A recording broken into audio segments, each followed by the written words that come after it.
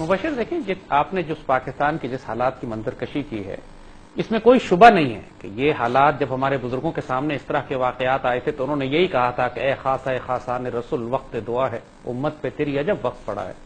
اس میں کوئی شبہ نہیں ہے کہ ہم بدترین دور سے اس وقت گزر رہے ہیں۔ 71 میں بھی شاید ہمارے اتنا تاریکی، اتنا اندھیرا ہمارے سامنے نہیں تھا جتنا ہمارا اس وقت ہے معاملہ، کیونکہ اس وقت صرف انڈیا کے ساتھ ہماری لڑائی تھی۔ اب تو چاروں طرف سے ہمیں تمام خطے کے ممالک بھی ہم سے جنگ پہ آمادہ ہو چکے ہیں، اور پوری دنیا کی طاقتیں، اور مشرقی وسطی میں اس وقت مسلمان دنیا میں جو حال ہے وہ حال دیکھ کر تو ہمیں عبرت لینی چاہیے تھی۔ جب یہ حالات امت مسلمہ پر آتے ہیں تو اللہ تعالیٰ کے ہمیشہ دو طریقے ہیں اس کو ریفارم کرنے کے، ہم بھی ان دو طریقوں سے باہر نہیں جائیں گے۔ ایک طریقہ صلاح الدین ایوبی والا ہے اور دوسرا ہلاکو خان والا ہے۔ صلاح الدین ایوبی کے دور میں بھی یہی انارکی تھی، یہی فرقہ بندیاں تھیں، ایک طرف صلیبی حملے کر رہے تھے، ایک طرف خوارج اٹھے ہوئے تھے، ایک اندھیری انارکی مچی ہوئی تھی، لیکن اللہ نے اس امت کی خیر منظور کی تھی۔ ایک صلاح الدین ایوبی اس سے پہلے اللہ نے بھیجے، اور ماشاءاللہ انہوں نے پوری امت کو سنبھال لیا اس وقت کے لیے۔ نور الدین زنگی ان سے پہلے آئے اور پھر صلاح الدین ایوبی۔ دوسرا معاملہ بغداد کا تھا، عباسی خلافت نے یہی فرقہ وارانہ جنگ، یہی قتل و غارت، ایسی ایسی تفسیریں لکھی جا رہی تھی، 1,000 جلدوں پہ قرآن کی تفسیریں، لیکن ہدایت کوئی بھی نہیں۔ نتیجہ یہ ہوا کہ پھر اللہ نے ہلاکو خان کو بھیجا، اور اس نے ایسا صفایا کیا کہ اس کے بعد اللہ نے ایک نئی نسل پیدا کی، کیونکہ پرانی نسل اتنی ناپاک ہو چکی تھی کہ اس کو ریفارم نہیں کیا جا سکتا تھا۔ تو اب ہمارے سامنے یہی دو آپشن ہیں جو بار بار ہم کہتے ہیں کہ یا تو پاکستان کی اشرافیہ، اور اشرافیہ میں بھی ہم صرف براہ راست پاک فوج سے بات کر رہے ہیں، کیونکہ سپریم کورٹ میں ذاتی طور پر ہم یہ محسوس کرتے ہیں کہ وہ اس کام کو نہیں کرنا چاہتے، وہ صرف اپنے مینڈیٹ کو انہوں نے بہت محدود رکھا کے ساتھ بہت لوگوں کو پاکستان افواج پہ بھی یہی شک ہے کہ وہ بھی نہیں کرنا چاہتے۔ بہرحال لیکن کرنا چاہیں یا نہ چاہیں، اختیار اور طاقت ان کے پاس ہے، اور یہ میسج پوری قوم کی طرف سے بھی پاک فوج کو ہی ہم دے سکتے ہیں آپ کے ذریعے کہ بھئی یا آپ صلاح الدین ایوبی کا کردار ادا کریں یا پھر انتظار کریں اللہ کسی ہلاکو خان کو بھیجے گا، بیچ کا کوئی راستہ نہیں ہے اب۔ تو لہذا مسئلہ مجھے پریشانی نہیں ہے، یہ نظام مجھے فکر جہاں کیوں ہو، جہاں میرا ہے کہ تیرا، یہ اقبال نے بھی اللہ سے پھر یہی شکایت کی تھی، مالک تیرے بندے ہیں جو چاہے کر ان کے ساتھ۔ لیکن جہاں تک پاکستان کا تعلق ہے اس سے میں آپ کی بات سے اختلاف کروں گا مبشر۔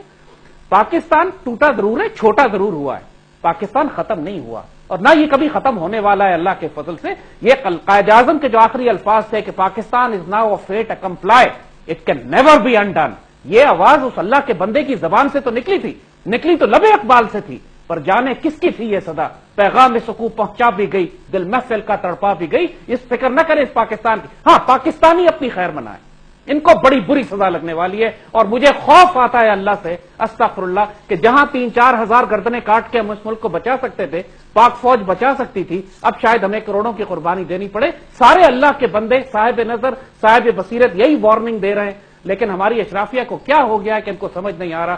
شاید ہم بھی اب جب ہلاکو خان کو کسی عورت نے بددعا دی کہ اللہ پر تجھ پہ اللہ کا عذاب نازل ہو، تو ہلاکو خان نے کہا کہ اللہ کا عذاب تو میں ہوں جو تمہارے اوپر بن کر آیا ہوں تاکہ تم کو واپس تمہارے اعمال کی سزا دی جائے۔ تو اب دیکھیں اللہ ہمارے اندر صلاح الدین ایوبی پیدا کرتا ہے یا ہلاکو خان، انتظار کریں، ہم آپ کے ساتھ انتظار کر رہے ہیں۔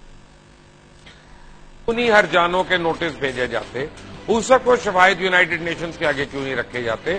اس وقت کیوں ہمارے حکمران بھیگی بلی بن کے بیٹھ جاتے؟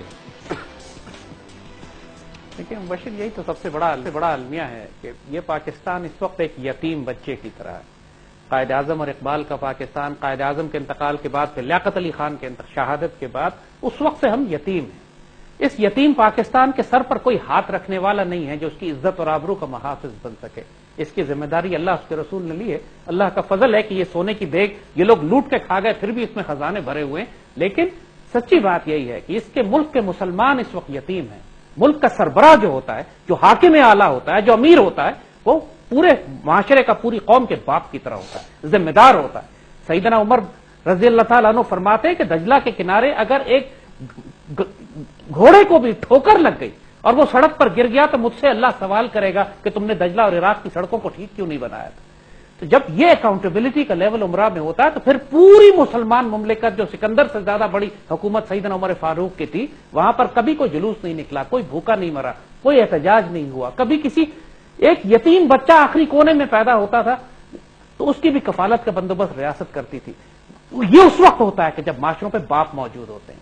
آج پاکستان کی ریاست کا المیہ یہی ہے افغان آتے ہیں ہمیں بے عزت کر کے چلے جاتے ہیں. آج ایرانیوں نے دھمکی دے دی ہم کو کہ ہم پاکستان کو تباہ کر کے رکھ دیں گے. ایرانیوں نے صحیح ہندوستان دھمکی تو دی روز آپ کو، ہم پہ آپ کیوں حملہ اپنے سعودیہ کی غلامی کر رہے ہیں ان کی فوج میں جا کے؟ جی سعودیہ کی غلامی نہیں کرنی تھی آپ کو، آپ سائیڈ لے رہے ہیں. پہلے آپ نے افغانستان کے اوپر سائیڈ لی بھگتا، آپ کو سبق نہیں آیا. اب آپ سعودیوں کے نیچے ان کی فوج میں چلے گئے، آپ کو سبق نہیں آ رہا. یہ تو ہونا تھا، یہ تو ہم پہلے سے کہہ رہے تھے آپ کو. بہرحال وہ ایک ڈپلومیٹک ایشو ہے، اس پہ ہم بعد میں بات کریں گے. لیکن بات یہ ہو رہی ورنہ ایران سے ہم شکایت کرنے بیٹھے تو سب سے پہلے تو ہمیں وہاں بمباری کرنی چاہیے جا کے جہاں پہ کلبھوشن جہاں سے آیا تھا یا جہاں پہ عزیر بلوچ کو تربیت دی گئی تھی. ان کو اتنا ڈانٹ ڈپٹ ہمارے ساتھ نہ کریں تو ان کے لیے بہتر ہے. ہم نے اگر جواب دیا تو ان کو تکلیف. آپ 39 ملکوں کی فوج کو اکٹھا کر رہے ہیں ان کو زیر کرنے کے لیے، یار وہ بولے بھی نہ. دیکھیے بات میں نے عرض کیا نا کہ ایران تو میں خود چونکہ 2 دفعہ جا چکا ہوں اور ہائیسٹ لیول کے اوپر میری ان سے مذاکرات ہوئے ہیں، بات چیت ہوئی ہے ان کے تھنک ٹینکس کے یونیورسٹی کے پروفیسر سے، احمدی نژاد سے، اور اسی ملاقاتوں کی وجہ سے میں نے سعودی عرب کی جیل بھی کاٹی. لیکن ہم نے یہ دیکھا ہے کہ وہاں صرف بدگمانی ہے پاکستان کے بارے میں، کوئی ایکسپلین کرنے والا نہیں ہے پاکستان کا پوائنٹ آف ویو. ان کو کوئی بتانے والا نہیں ہے کہ پاکستان کے اندر کوئی حکومت ہے ہی نہیں. وہ یہ سب کیونکہ وہاں پر فوج اور حکومت میں کوئی تصادم نہیں ہے. وہاں کی فوج اپنی حکومت کے اپنے رہنما کے نیچے کام کرتی ہے. پاکستان میں جس لیول کی انارکی ہے ایکچولی دنیا کے نارمل ملکوں کو سمجھ نہیں آ سکتا کہ یہاں یہ مسخرہ پن جس لیول کا ہوتا ہے، جو مذاق بنا کے بنانا ریپبلک پاکستان کو بنا دیا ہے انہوں نے. دوسرے ملکوں میں بدگمانی اس وجہ سے پیدا ہوتی ہے. کسی نے جا کر پاکستان کا فورن منسٹر ہی نہیں ہے، یعنی دنیا کی کون سی ایٹمی طاقت ہوگی جس کا کوئی فورن منسٹر ہی نہ ہو، اور جو فورن ایڈوائزرز ہوں وہ ڈان اور پناما کے کیسز کے اندر برخاست کر دیے جائیں اور غداری کے مقدمات میں ہوں. یعنی کس قسم کا مذاق آپ نے ایک اسلامی ایٹمی ریاست کے ساتھ بنا دیا ہے.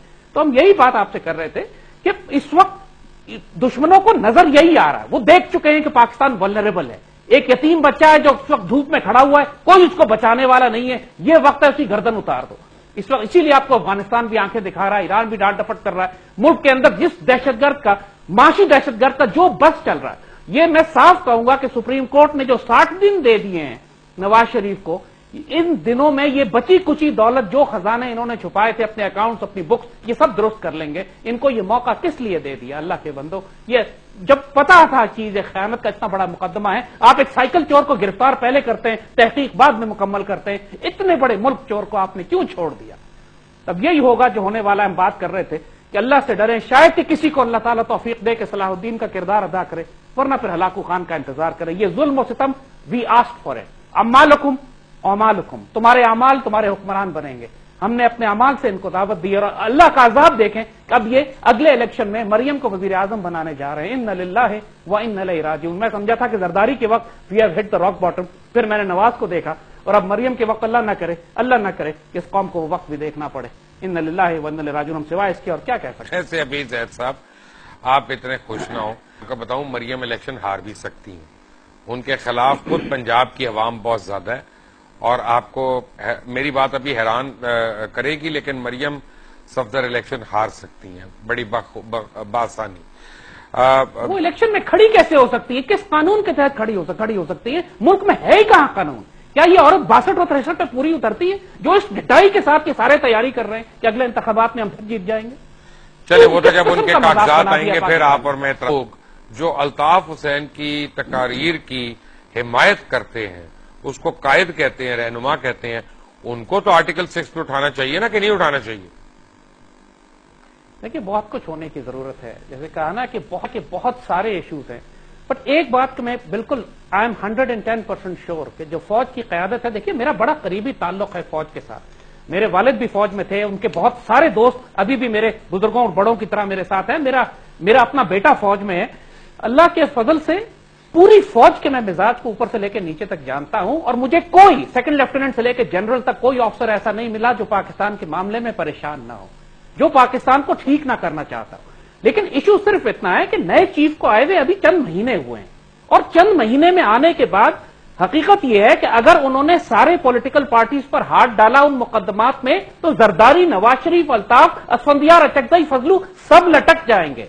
یہ اتنا بڑا فیصلہ ہے کرنے کے لیے کہ فوج ہچکچا رہی ہے. اکنامک کرائسس اتنا بڑا ہے، قرضے لے کے، سود لے کے، ڈار نے بیڑا غرق اکانومی کا کر دیا ہے.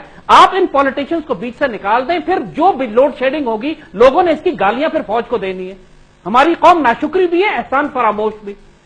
تو اس کو کس طرح ریزالو کیا جائے؟ یہ بہت بڑا ایشو ہے فوج کی قیادت کے لیے، پوری لیڈرشپ نہیں ہے۔ ایسا کرتے ہیں کہ ہم بھی پھر اپنا عوام کے ساتھ مل جاتے ہیں، نواز شریف کی حمایت میں ہم نعرے مارنا شروع کر دیتے ہیں، جہاں سارے اس سے لیکن میں یہی عرض کر رہا نا کہ یہ ایک ڈائلیما ہے، یہ ایک بہت بڑا نیشنل کرائسس ہے۔ پچھلے 40 سال کا غلاظت لا کے آپ نے فوج کی اس نئی قیادت کے اوپر ڈال دی ہے، جس کو آئے ہوئے 4 مہینے ہوئے ہیں۔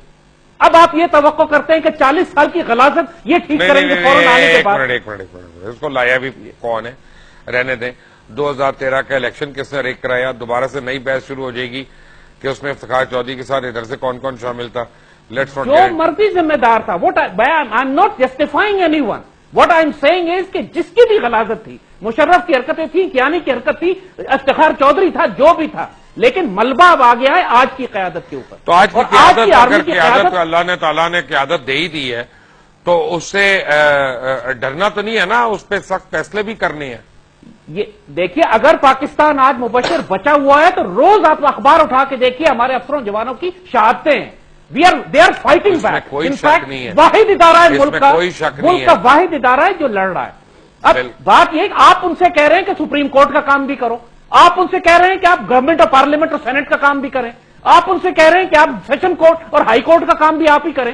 بات یہ کہ آپ بھی تو ایک بہت زیادتی والی ڈیمانڈ کر رہے ہیں، اور سچی بات ہے کہ میں خود بھی یہی کر رہا ہوں، میں خود بھی یہی ڈیمانڈ کر رہا ہوں فوج سے کہ یار ہر سے بعد جو ہوتا ہے کرو یار، جا کے ایک دفعہ ختم کرو اس غلاظت کو۔ لیکن ہمیں ریئلائز کرتے ہیں اس بات کو کہ ڈیمانڈ انریزنیبل ہے، اس لیے انریزنیبل ہے کہ آپ اس فوج کو، یہی قوم گالیاں دے گی اس فوج کو کہ جب اس حکومت کو ہٹانے کے بعد اگر لوڈ شیڈنگ ہوئی تو سب کہیں گے یہ فوج کی وجہ سے۔ Let's not get carried away, میرا نہیں خیال، ابھی تو پہلے ویلکم تو کرنے، وہ بھی بڑا اچھا ٹائم ہوگا۔ کراچی کے لوگوں تم پر عائد ہوگی اس کی ذمہ داری۔ زید احمد صاحب، میرے پاس وقت کی کمی ہے، لیکن 1 منٹ میں کیا آپ میرے سے اگری کریں گے جب کہ پاک سرزمین پارٹی جو ہے وہ الطاف حسین کی منفی اور اینٹی پاکستان اثرات کو مٹانے میں کامیاب ہو گئی ہے؟ دیکھیے ابھی تو کامیاب تو نہیں ہوئی ہے، لیکن اس کے سلوگنز بالکل ٹھیک ہیں، اور الطاف حسین ابھی پوری طرح کراچی میں موجود ہے۔ آپ نے دیکھا کہ جب الطاف حسین یونیورسٹی کا نام تبدیل کیا گیا تو ان کے کراچی چیپٹر نے، جو اپنے آپ کو کہتے تھے کہ ہم ان سے مختلف ہیں، کس طرح ایک ہنگامی پریس کانفرنس کی۔ اور جو الطاف حسین جس قسم کی زبان وہ استعمال کر رہا ہے الطاف حسین، ہمیں اچھی طرح معلوم ہے کہ اس کے دہشت گرد اب پوری مکتی بانی کی اربن بغاوت کے لیے کراچی میں تیار ہیں۔ کراچی کی صفائی میں ابھی وقت لگے گا، خونریزی ہوگی، ابھی بہت سخت اس کے اوپر پاکستان کے اور کراچی کے لوگوں کو آزمائش میں سے گزرنا پڑے گا۔ الطاف حسین ایسا ہی جان نہیں چھوڑے گا، وہ مرتے مرتے بھی لاتیں چلائے گا، بڑی خونریزی ہوگی۔ مگر فی الحال یہ جو پاک سرزمین کے سلوگنز ہیں فی الحال ٹھیک ہے، آگے ان کو کام کرنا ہے، کام کر کے پھر یہ قوم کے آگے اپنے عمل سے یہ ثابت کریں گے کہ جو کچھ یہ کہہ رہے ہیں اللہ کے فضل سے یہ اس پر عمل کرتے ہیں یا نہیں۔ فی الحال قوم کو ان کو بھی دیکھنا ہے مزید۔ زید احمد اور انیس ایڈوکیٹ، آپ کا بہت بہت شکریہ۔ چلتے چلتے میں دوبارہ اپنی شروع کی بات ایک ریپیٹ کروں گا کہ جو قومیں جب تک فیصلہ نہیں کرتی کہ انہوں نے اپنے حالات